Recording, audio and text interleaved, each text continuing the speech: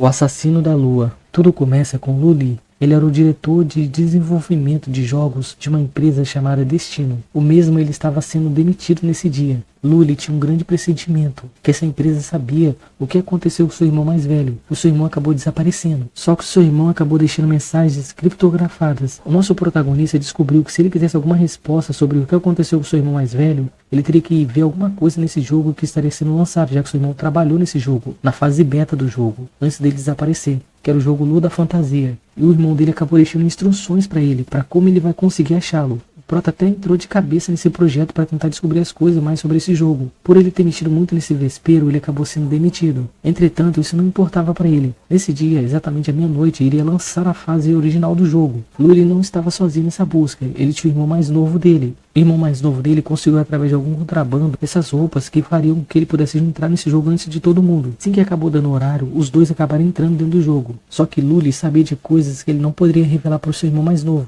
Ele tinha receio de levar o seu irmão mais para baixo, o seu irmão mais novo. Então ele não queria contar muita coisa para ele, para que ele não se afundasse mais. E por isso ele falou pro seu irmão iniciar o jogo sozinho, sem ele. O seu irmão queria fazer alguma coisa dentro do jogo e depois os dois iriam se encontrar. E o seu irmão foi seguir o jogo sozinho. Lu, antes dele ser demitido, ele acabou botando alguns códigos dentro do jogo para que ele pudesse ter 3 itens. E depois que ele conseguiu ativar esses códigos, que seria um hack, mas para ele não se importava, já que ele precisava daqueles itens ter uma chance de encontrar o seu irmão mais rápido. Que era um bracelete que funcionava com qualquer tipo de classe, então independente da classe que ele tivesse, esse bracelete iria funcionar. E a outra era um livro que tinha 10 páginas. E por último era um pergaminho que poderia fazer ele mudar de classe. Lógico, as classes ainda não foram lançadas e as pessoas ainda não têm chance de comprar uma classe, então ele iria começar com uma vantagem. E a classe que ele escolheu era uma classe chamada Asura, só que não saiu totalmente como ele planejou, já que quando ele ativou essa classe, ele não ficou na vila, ele foi lançado para outro lugar, que era um lugar onde tinha um monte de corpos de esqueleto. Como ele era um esqueleto, o necromante que acabou invocando ele, entre aspas,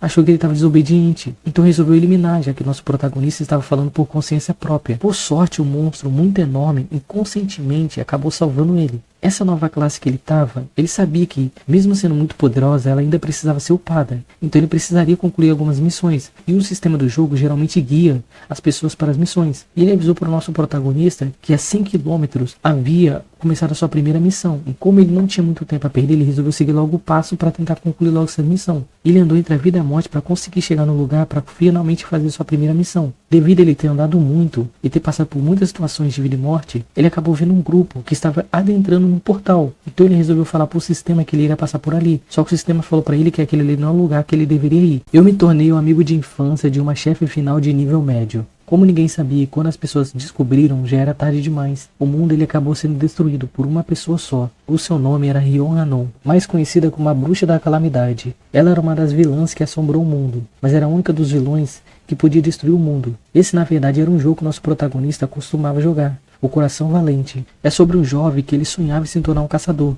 O nome desse jovem era Kang. Ele era o aprendiz do espírito da luta. O jogo ele se passava 200 anos depois do surgimento dos portais. O enredo daquele jogo era muito legal ali. Nesse jogo você poderia se tornar um caçador para enfrentar monstros. E a ciência também naquele mundo era muito avançada. E o protagonista desse jogo, ele se tornou um caçador depois que ele se matriculou na academia Jeongang, onde geralmente só entravam as famílias mais renomadas ou as pessoas que eram considerados gênios naquele mundo. O jogo ele era muito legal, porém ele tinha 44 cenários diferentes. Em todos esses cenários, a humanidade sempre perdia. Existia um personagem que ele participava do grupo do protagonista. Mesmo ele sendo de uma família muito poderosa, ele era o mais fraco de todos. Ele sempre fugia quando ele tinha situações difíceis e ele era muito alvo de bullying. Adivinha qual o nosso protagonista foi parar? Sim, ele foi parar no corpo de Yun-Yon.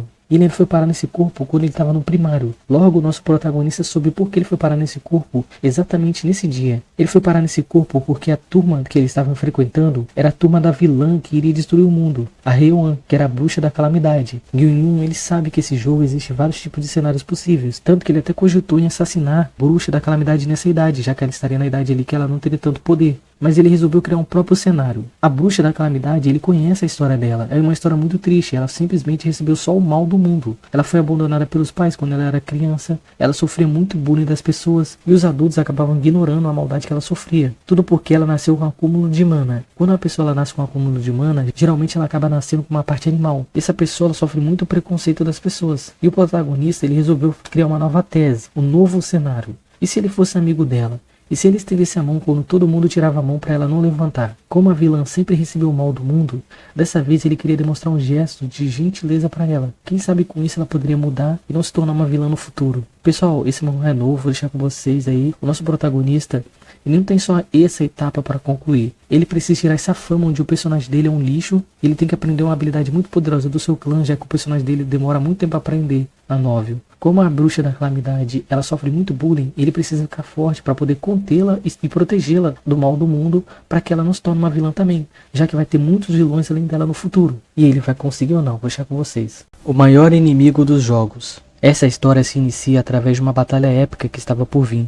Claro, a história seria épica se nosso protagonista quisesse ouvi-la. Esse era um jogo de realidade virtual que ele estava iniciando. Como uma pessoa que geralmente não segue regras, ele resolveu pular o tutorial todinho. O tutorial ele é extremamente importante para os jogadores, já que ele mostra todo o enredo da história. E através do tutorial o jogo vai apresentando para os jogadores coisas que eles podem fazer e também escolhas que ele pode ter, como por exemplo o nome do personagem, ele também pode escolher a classe do personagem, mas o nosso protagonista, como ele pulou tudo, ele já foi direto para o nome, que era a última escolha. Como a escolha do nome foi para a contagem regressiva, ele não teve nem tempo de colocar um nome legal, então ele acabou botando Rio do Inverno. Esse jogo ele era extremamente difícil, o Wang Kai percebeu da pior maneira possível, e além dos itens que ele não teria, a primeira missão era até simples no começo, era só ele eliminar alguns slides, isso seria mamão com açúcar. Porém, ele acabou percebendo que essa escolha foi extremamente ruim, já que os slimes são muito fortes, e os jogadores eles demoram muito tempo para matar um slime.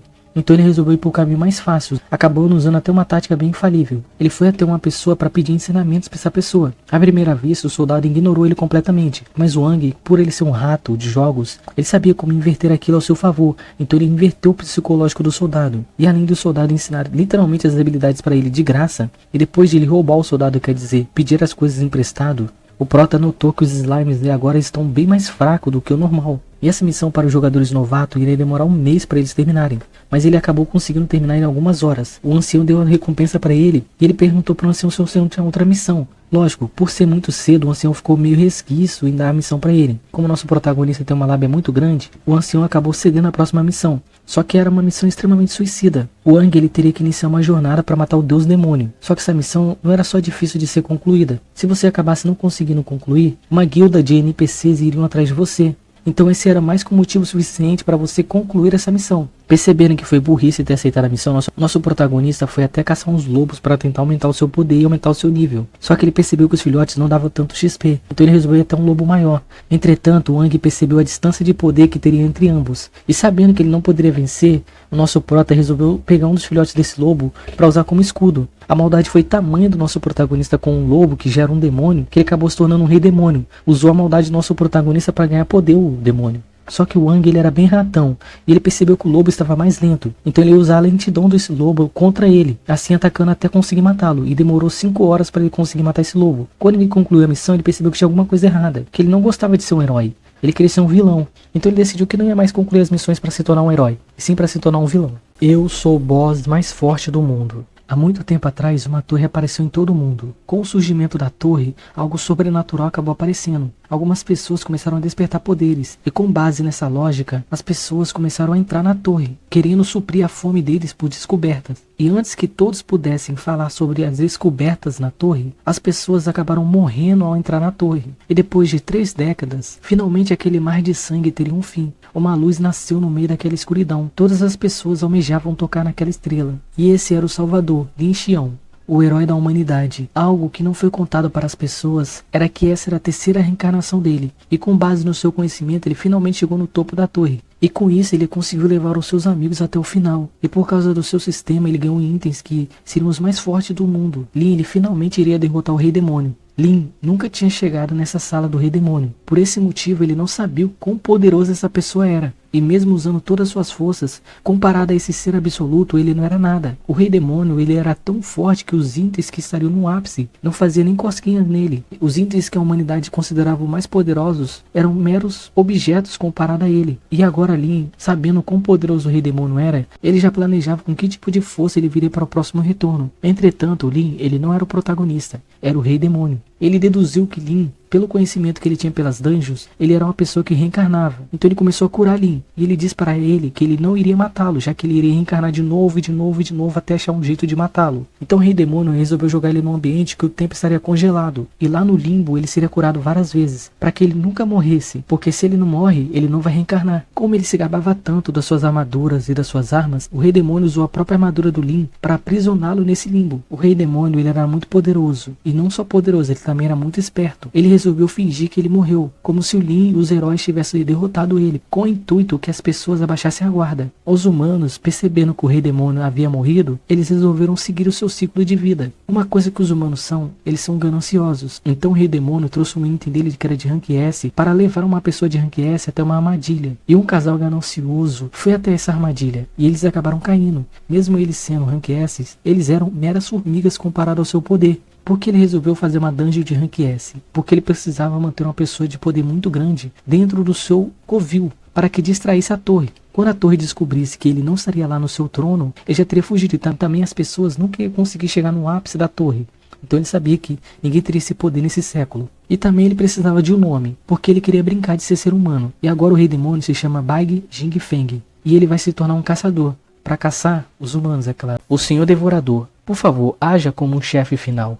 A maioria das invasões da torre sempre termina com os humanos vitoriosos, já que o ciclo da vida dos humanos permitem que eles evoluem e podem atacar a torre quantas vezes eles quiserem, enquanto os monstros devem ficar esperando lentamente pela sua morte lá dentro da torre. Os humanos ficam tão fortes com as suas evoluções que a torre não aguenta mais o poder deles e acabam sucumbindo perante aos humanos. Mas mesmo os humanos sendo egoístas, eles sabiam que existiam torres que eles não poderiam desafiar. Essas são as 7 torres maléficas. O nível delas eram brutais. Como elas eram muito fortes, elas foram colocadas em espera, até esperar um humano forte bastante para desafiá-las. Mas ainda existe uma masmorra muito mais difícil que as 7 maléficas. Essa masmorra é chamada de Núcleo. Existem 2 boss e um rei de todos. O primeiro boss é conhecido como a Lâmina Donzela Rena. O segundo, ele é conhecido como o Cavaleiro da Morte Patrick. E o terceiro, não existe nada sobre ela. Só sabe que ela é muito poderosa. A única coisa que os humanos descobriram é que lá continha um monstro que possuía tentáculos. Mas boatos diziam que esse terceiro chefe, Swallow,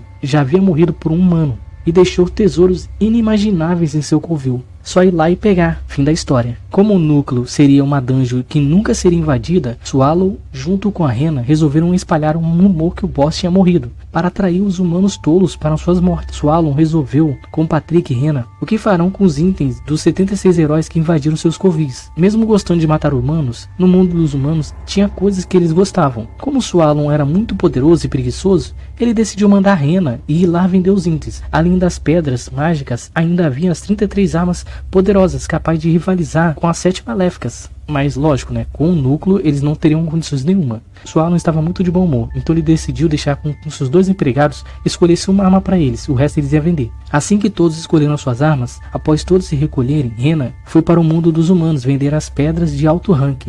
Rena era extremamente poderosa. Como uma pessoa poderosa, ela amava Swallow. E foi por isso que ela foi enganada, praticamente dando aqueles itens caros para uma maga em troca de uma pedra do amor. Um item capaz de fazer qualquer um se apaixonar pela pessoa. Só que ela acabou sendo enganada. A maior prova de amor é a morte. Ela estava levando uma bomba relógio para Swallow.